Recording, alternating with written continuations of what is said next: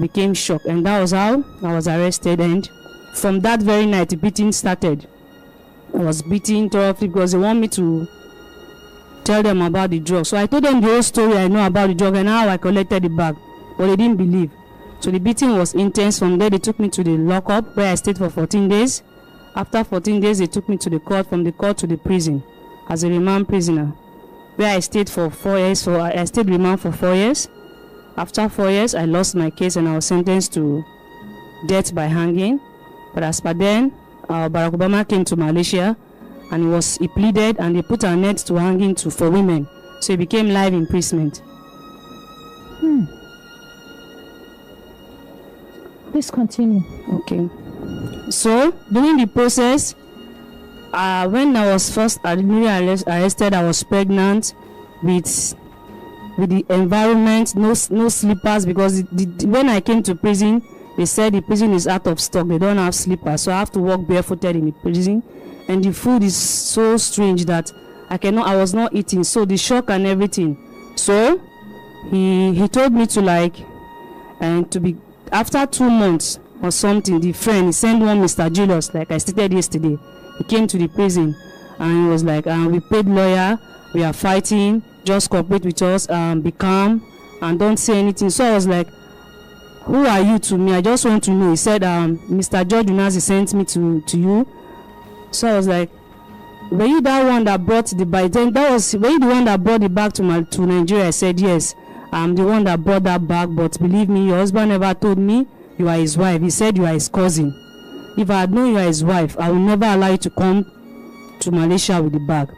So with time, as time goes on, he lied that he paid a lawyer. Me, I was inside, I don't know, battling with my pregnancy and the suffering in prison. Paid the first lawyer, he said he paid lawyer. The lawyer, whenever I go to court, nobody come for me, nobody turn up. So I was they transferred my case to Federal High Court. I don't have access, I have no money to call my family. So you go to my family. When I was leaving for Malaysia, my first girl is just a year and 11 months. She was with my father, my family. So she was there till 5 years. I was still in prison. When there was no story for him to tell my family, just came one day as usual. So I made mention of my son. I was pregnant before I was arrested. The pregnancy grew until labor time. I went into labor. So that night is a night I can never forget. When I went into labor, they said it's a drug case, it's a big serious case. So I was on handcuff. So the doctor pleaded, when I was about to push the baby, the doctor pleaded for them to release me for a moment. They said no, that is the law. So I had to push my baby with handcuff. Handcuff? Yes, ma'am. What? So they only said the only thing they can do for me is I should just make a choice. Both hands handcuff or a hand and a leg. So I said, let me go for a hand and a leg. It's easy, so I can use this other hand and leg to push the baby. So that was how I gave birth to the baby on handcuff. Everything on handcuff. Till I left the hospital to the prison. The following day, he sent Mr. Julius again. I said, I've put to bed, I need baby things. Because whenever he came once, after I put to bed, he came once with Mr. Julius. When I saw him, that was how I threatened him. I said, I will tell the prison now you are the reason why I'm here. So he ran away. Even in the court, when he comes to the court, to see me and the baby, I don't give him the chance to come close because he has not told me the reason why, who is responsible for what happened. He's denying it. He said, they said him there is a business deal between him and some people, that everything that happened to me is a setup. But I said, if they found the thing in this bag that your friend brought all the way from Malaysia, he said yes, this his friend gave the bag to another friend when they set him up. It was just narrating stories.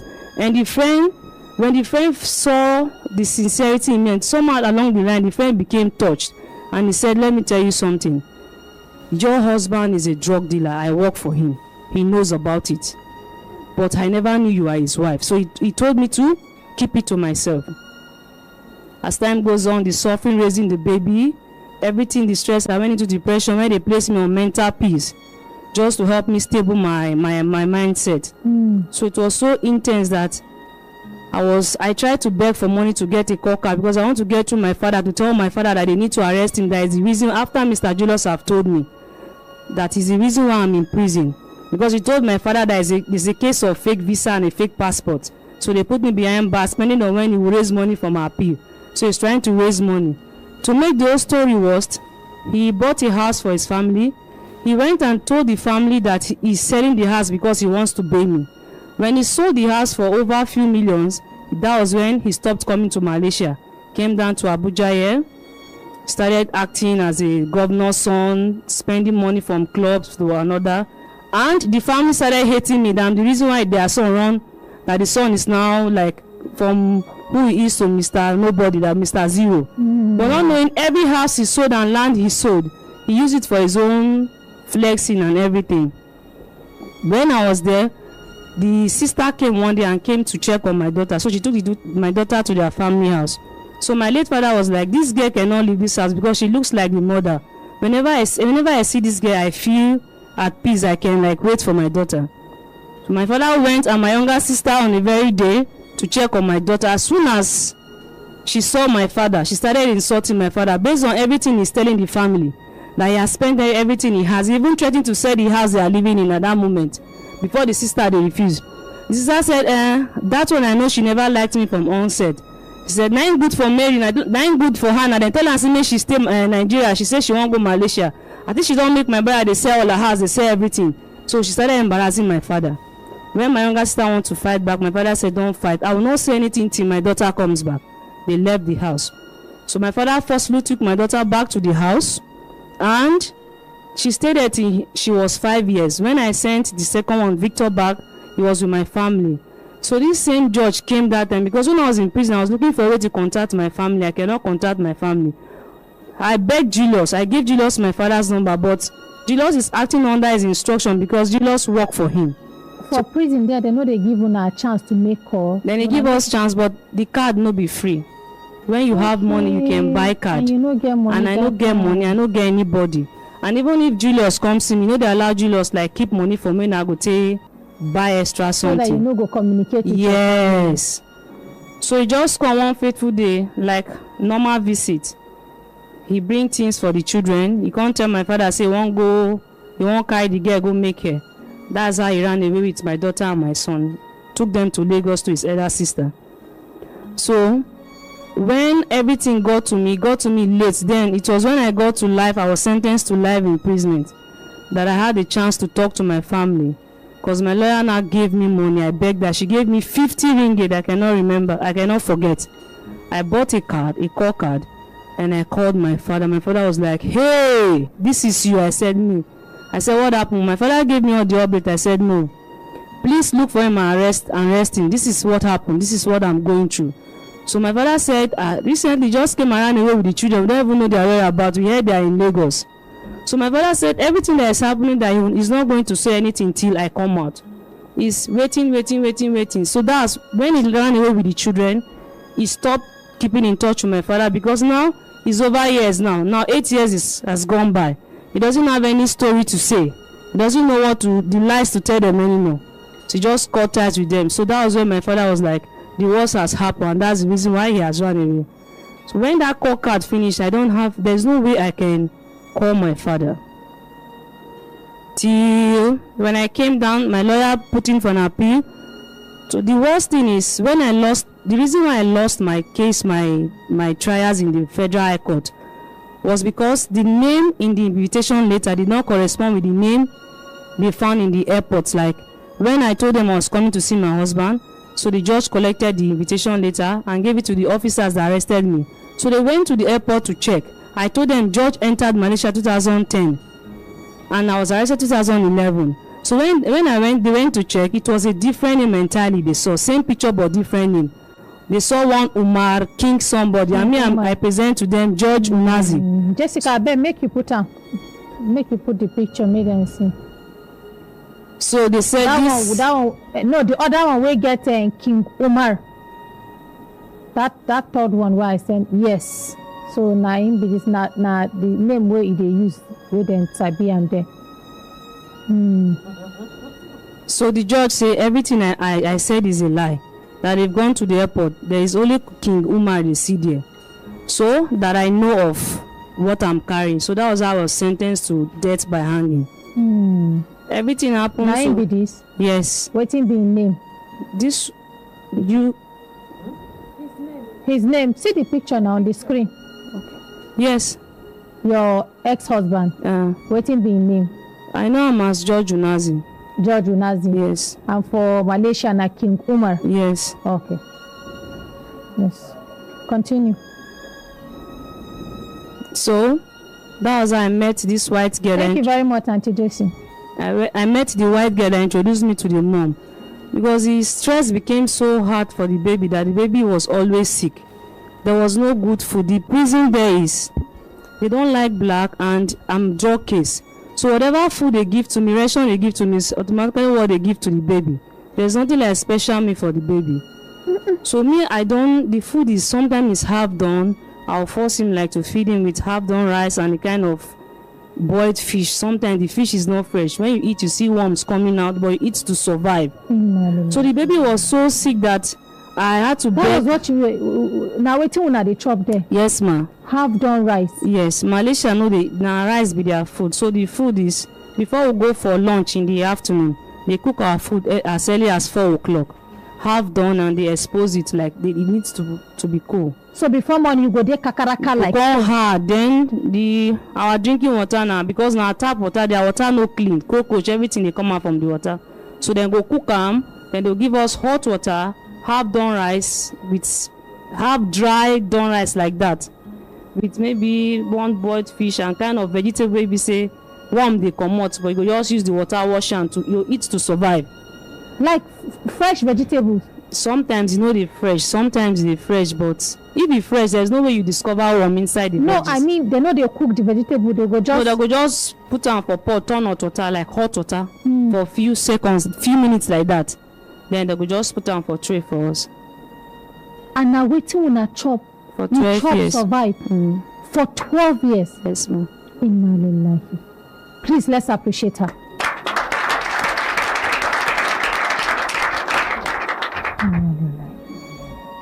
Continue.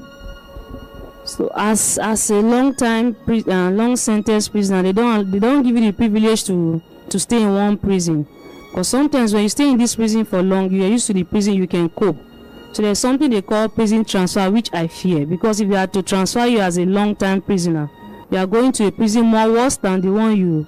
So I suffered that. I went to almost like say 5-6 prison before the day of my release, and every experience was a bitter one and different one entirely, different food entirely as well. Because some prison the food can be better. Sometimes they can give you fried fish, whereas some prison like from January to December is boiled fish where you can find cockroach. Sometimes you find even geckos. We found geckos in our food. We just pick it out, we eat. What gecko? Yes, ma.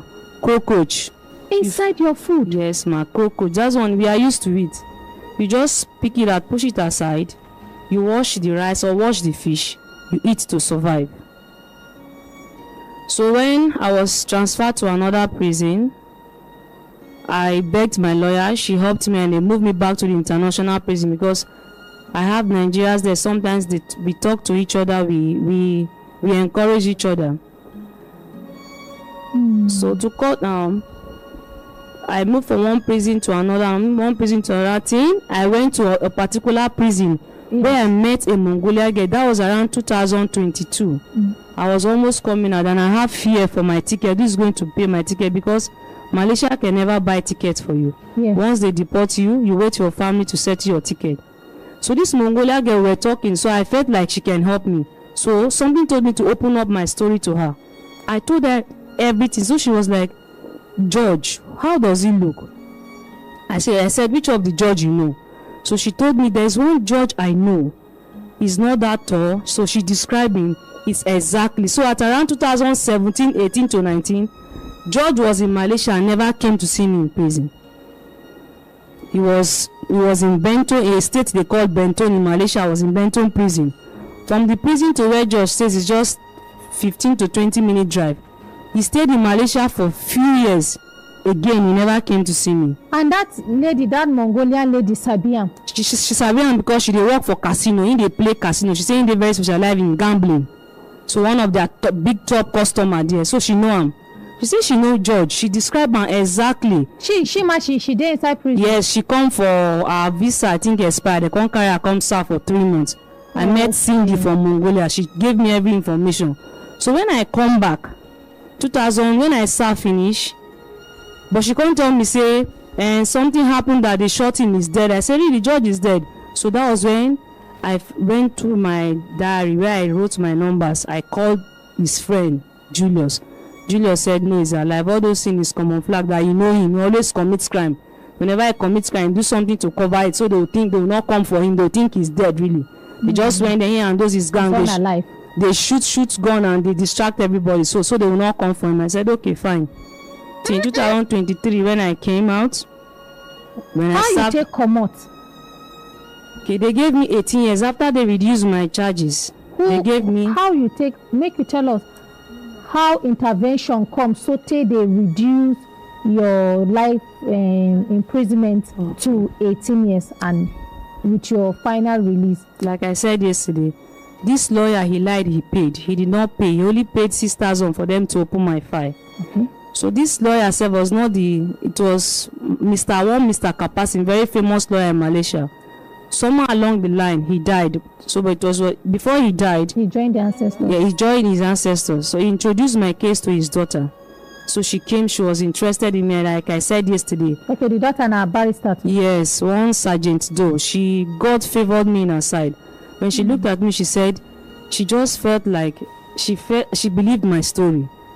So there's something inside of her that just tell her to fight for me. So she put money aside. So she was the one that fight for her peace. She went to the airport. She redig everything, every information she could gather. She gathered. Then she also discovered 2010 actually he entered Malaysia. But those officers that arrested me, they tried to cover up because they want the case to favor them.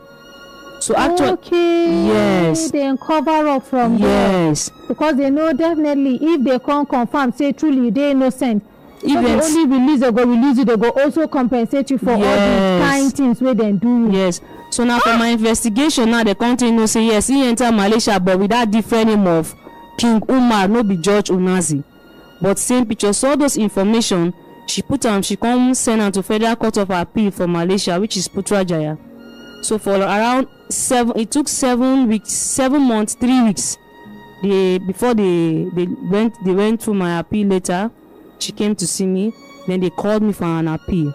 That was on 10th December 2015, the same 2015. So I appeared in the Court of Appeal. She put every evidence she could put before the judges, and I can say God really want to fight for me. My accusers, all those strong points they have, the one that came to represent me, and the accusing department, the DPP department that day, she could not say a word. So that was how they reduced my charges. And they gave me 18 years, starting from the date of arrest. So when what be the name of this barrister again? Sergeant Doe. Sergeant Doe. Yeah. You still get her number? Yes, ma'am. Hi. Anyway, where she did, may God locate her and bless her. We go call her, we go appreciate her. Okay. We go call her, we go appreciate her. Well, for this thing where she do for you. I bet make we appreciate her.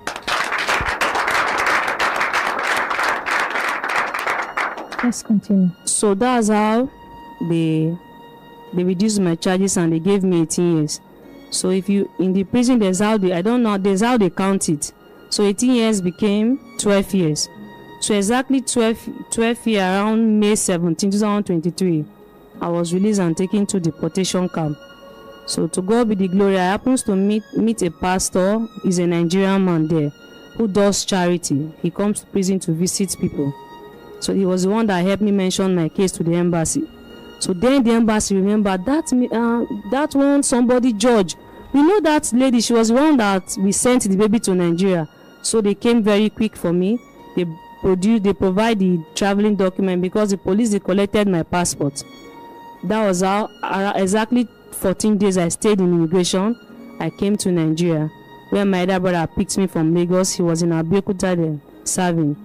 So when I came, I became very, very sick.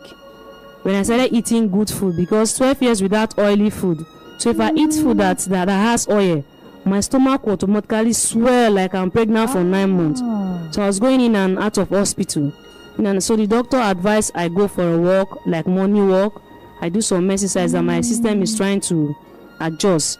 And when I came out, when I started eating, like taking good water, anything good enters my system, everything change.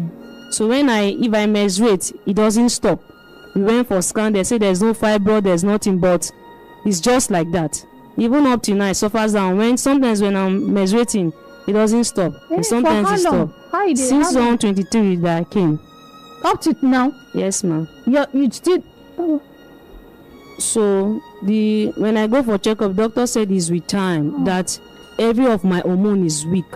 All my hormone is dead. That I need he said my immune system is also weak, very, very weak.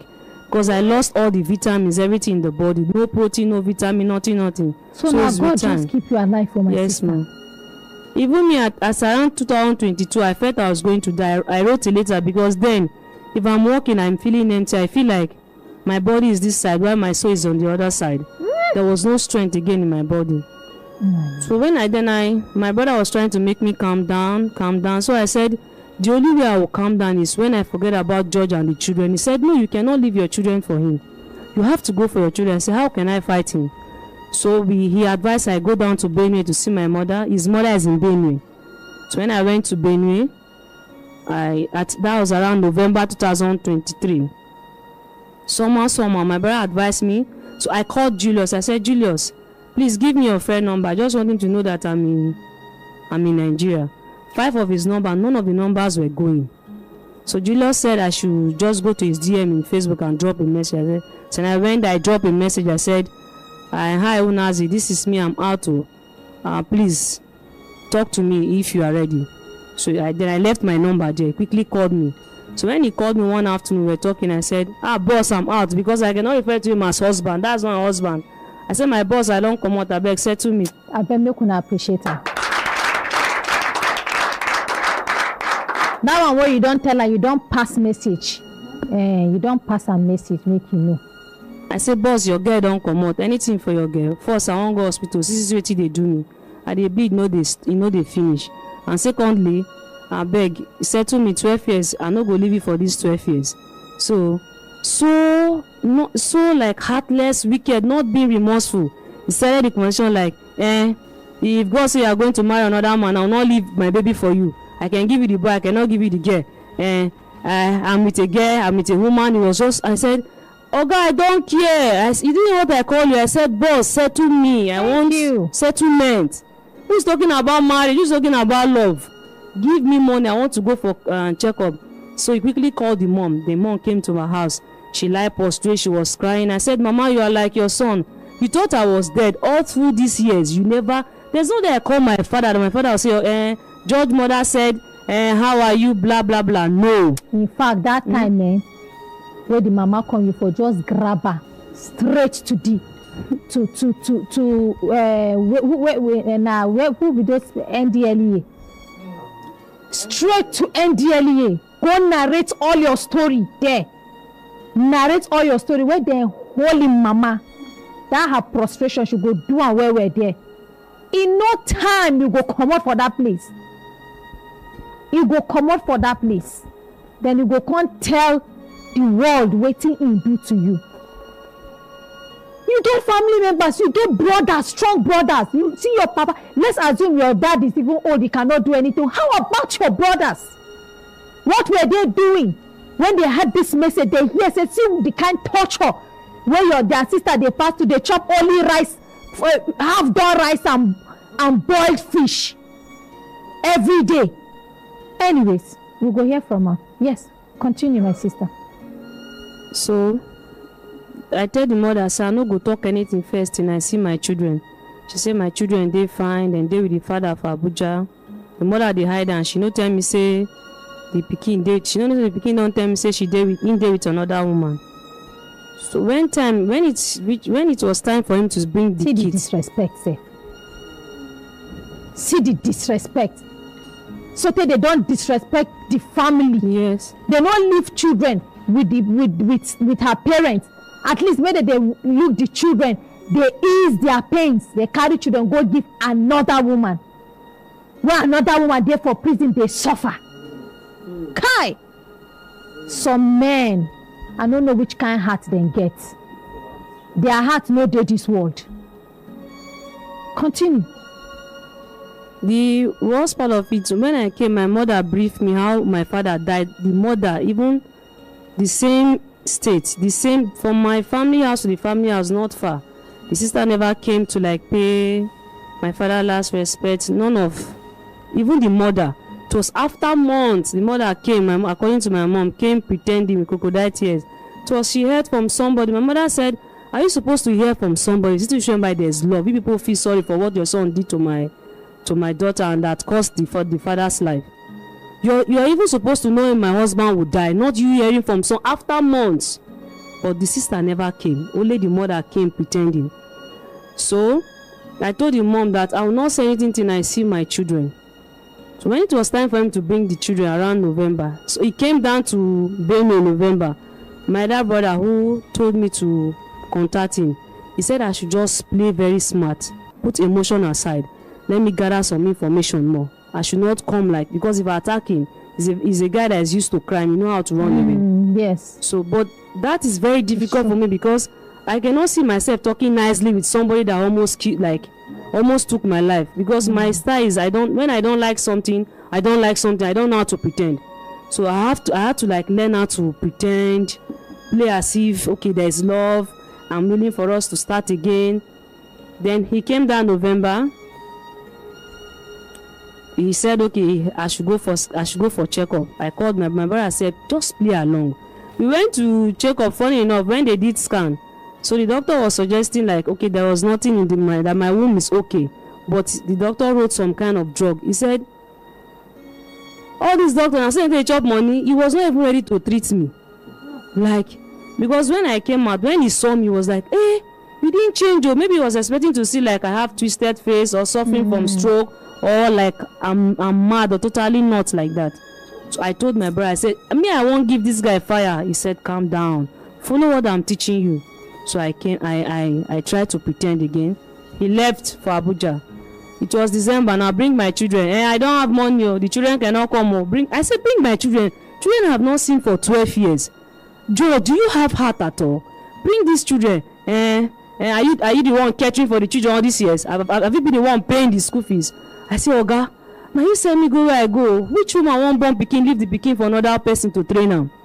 Do you have sense at all? Can you hear yourself? He said, no promises, he will see. It was around like 22, almost few days to Christmas.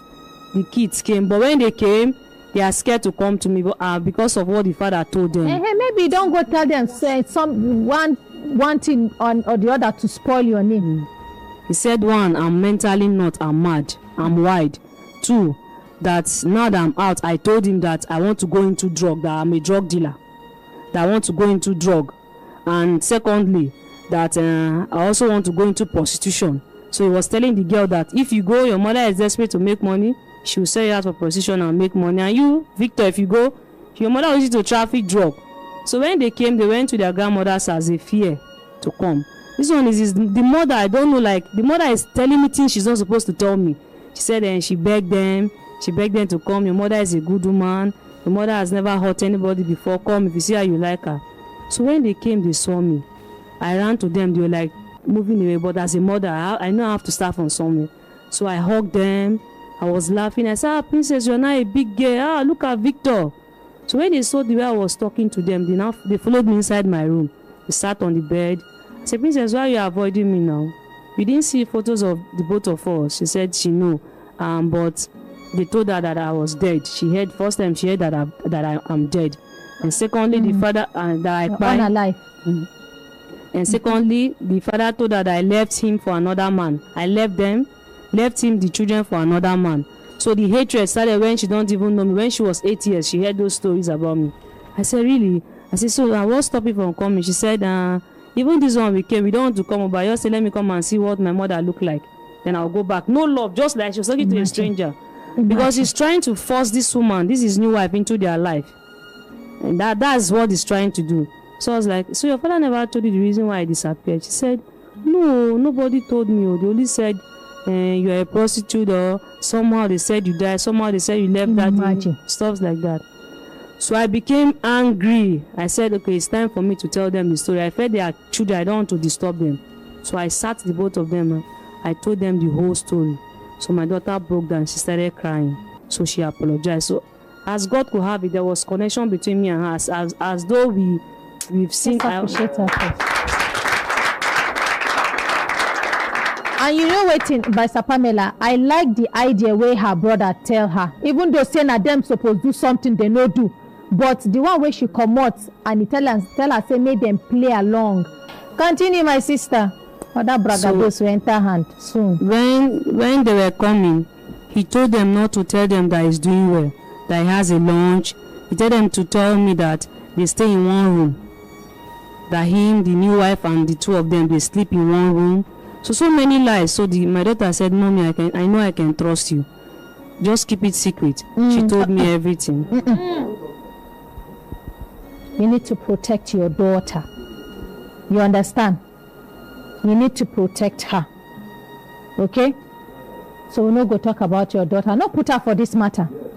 You understand? Thank you. We hold am here. We no go continue from here. Okay? Go sit down.